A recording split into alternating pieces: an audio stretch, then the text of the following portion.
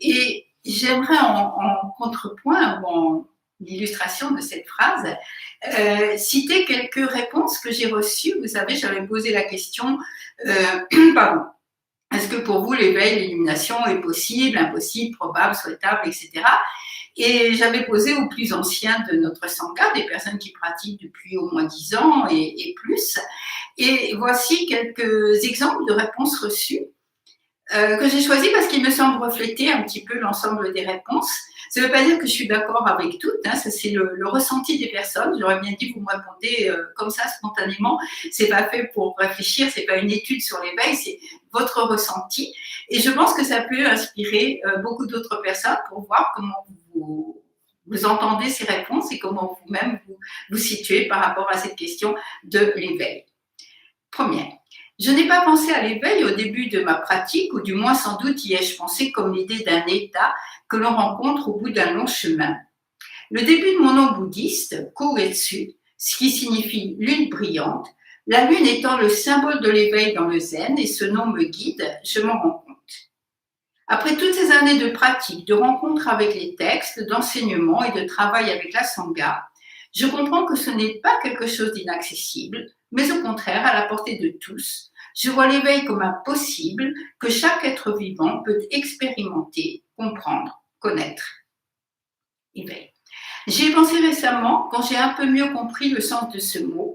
Avant, c'était un joli mot, mais vide de sens pour moi. Là, une des questions, c'était est-ce que l'éveil changerait votre vie et comment ? Oui, l'éveil changerait probablement ma vie. De nombreuses visions déformées, créées par mon esprit, n'auraient plus le pouvoir que je leur laisse malgré moi actuellement. Elles ne seraient simplement plus. L'éveil permettrait, si j'ai bien compris, d'être constamment dans cette globalité et d'agir directement de façon juste, sans rumination et sans doute constant, avec tout ce qui se présenterait. L'éveil. Je pense à l'éveil comme possible, oui, et même réalisable, de par notre nature potentielle de Bouddha, et souhaitable, 1000 fois oui, pour aider les autres à traverser vers l'autre rive. Une aspiration qui prend de la force au cours du temps, mais n'envahit pas tout mon esprit, dommage, il reste encore beaucoup de place pour les désirs, les préoccupations et autres.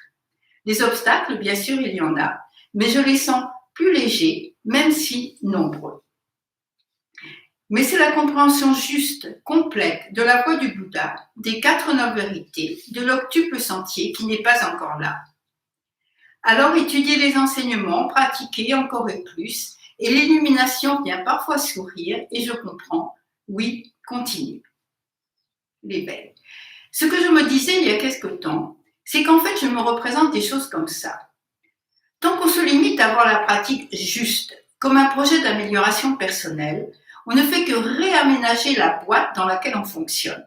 On repeint, on change la disposition des meubles, on agrandit peut-être un peu, mais on reste dans la boîte sans penser qu'on pourra en sortir. En sortir et peut-être réaliser qu'il n'y a en fait jamais eu de boîte au départ. Et l'idée est présente dans ma tête, oui, et dans ma pratique, j'essaye. L'éveil. Me vient à l'esprit la couture du rakusu. Pardon. Me vient à l'esprit la couture du rakusu. Juste après avoir fini de le coudre, dans la bibliothèque, je regarde les poutres du plafond, souvent regardées, et je les vois comme un autre point de vue. La même chose, mais vue autrement. Et après la cérémonie, je repars par le chemin vers le village. Les couleurs, les matières semblent neuves, éclatantes et précises, comme si le monde avait été lavé. L'éveil. Plutôt comme un souhaitable, parce que c'est la joie qui déboule d'un coup, c'est comme le paysage qu'on peut voir derrière les vitres enfin propres. Une autre question, quand avez-vous commencé à penser à l'éveil ? Au début de votre pratique, récemment ou jamais ? En fait, j'y pensais de façon intellectuelle, comme à quelque chose de presque inatteignable pour la plupart des gens, jusqu'à la lecture de Sutherland Roshi. Et du coup, voici que je réalise que des expériences d'éveil sont possibles, qu'on en a peut-être même déjà eues sans savoir les nommer, qu'on pourrait en avoir, mais je les vois plutôt comme des expériences en pointillés, pas comme un état permanent. L'éveil. Cet éveil, je le vois comme quelque chose de souhaitable, éventuellement de possible, mais pas comme quelque chose de définitif. Et en fait, je le vois plus comme si cette perspective me donnait une direction, un chemin à suivre, une étoile qui guiderait mes pas, comme l'étoile polaire guidait mes ancêtres marins.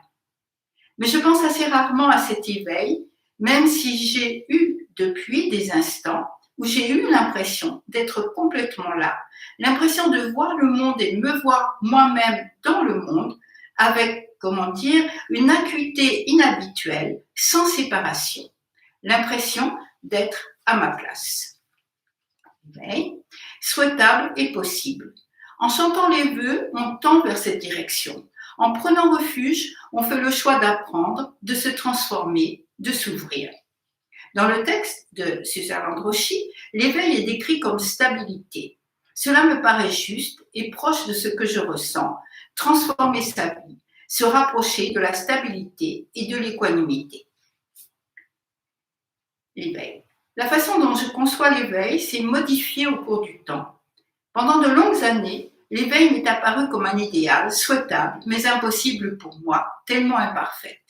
Cela m'apparaissait comme un état extraordinaire, apanage du seul Bouddha ou d'être avancé spirituellement.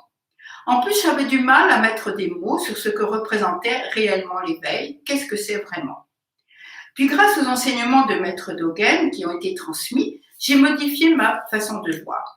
Maître Dogen dit « Il n'y a pas de distinction à faire entre pratique et éveil. La pratique, c'est l'éveil. » Cela m'a ouvert les yeux. Je me suis dit que je m'étais éveillée quand j'avais pris refuge dans les 3 trésors et pris les vœux de Bodhisattva. Et chaque matin, je m'éveille à nouveau quand je récite cela. Et le dernier, l'éveil, c'est désormais pour moi impossible. C'est ouvrir mon cœur, mon esprit à un autre mode de fonctionnement que ma manière habituelle égocentrée. C'est prendre conscience d'une autre dimension possible de ma relation avec le monde et les êtres. C'est un travail et une pratique de tous les jours et de chaque instant. Voici, donc le point de départ pour moi, donc encore une fois, je la redis parce que je trouve que c'est une phrase magnifique de Sid Burn. Je me demandais si je craignais ce bonheur, si différent du bonheur des désirs, et je vis que je n'avais nulle crainte de ce bonheur. Et le mot à moi, qui me parle le plus entre éveil et illumination, on va en parler la semaine prochaine, mais moi, il y a un autre mot qu'on utilise moins et qui me parle beaucoup, c'est libération, vimukti. On trouve ce mot souvent dans les sutras. Libération. Et c'est ça dont on va être libéré. C'est cette crainte qu'on a d'un bonheur si différent de ce bonheur si insatisfaisant, mais si familier d'une certaine façon, et pouvoir s'ouvrir, pouvoir se libérer de cette crainte. Vous savez, c'est comme Bodhidharma qui demande et qu'est-ce qui t'a attaché, et le disciple va répondre. Et moi, je ne vais pas répondre parce que je sais que c'est moi qui m'attache moi-même, qui m'enferme dans ce cocon que j'ai créé moi-même et qui je vais le voir, n'existe plus à partir du moment où, sans crainte, je n'ai plus la crainte de ce bonheur de l'éveil. Voilà, je vous souhaite un bon week-end et je vous dis à lundi dans la joie de ce bonheur. Merci.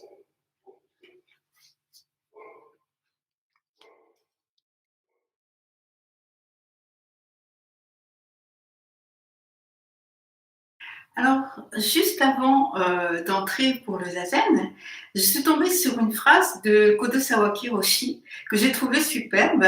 Et en voici la traduction, enfin traduction rapide à partir de l'anglais, que j'aimerais partager.